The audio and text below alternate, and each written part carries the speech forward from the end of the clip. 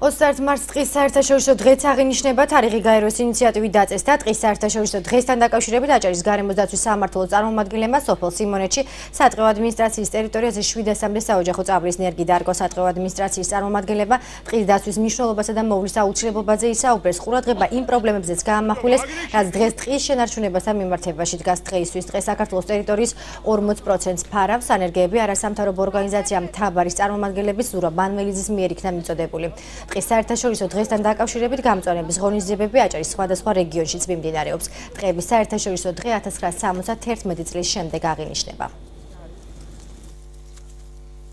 ნაწილობრივ ეროზირებული არის, ნაწილობრივ უბრალოდ მოტკილებული ტერიტორიები ტყის მასივები, რომელიც იყო მოსახლეობასთან ახლოს მდებარე ტერიტორიებს, წლების მანძილზე გაჩეხვა მოხდა ამისი.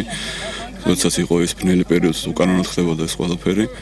ძირითადად ამ ფერდობზე და რაღაც 700-მდე წაბლის ნერგი ირგვება და ამით დიდი მადლობა გადაუხადო არასამთავრობო ორგანიზაციამ თაბარს, რომელმაც ეს ნერგები უსასყიდლოდ გადმოგვცა ბატონ ზურაბ მანველიძეს, მთლიანად ამ ორგანიზაციას. დანარჩენ ტერიტორიაზე ხა მაღლივში კლიმატური პირობებიდან გამომდინარე წიწვოვანი მცენარეები, სოჭი, ფიჭვი. ბოლო წლებში ხდება მოსახლეობის მიერ ტყის შეშის სახით ათვისება.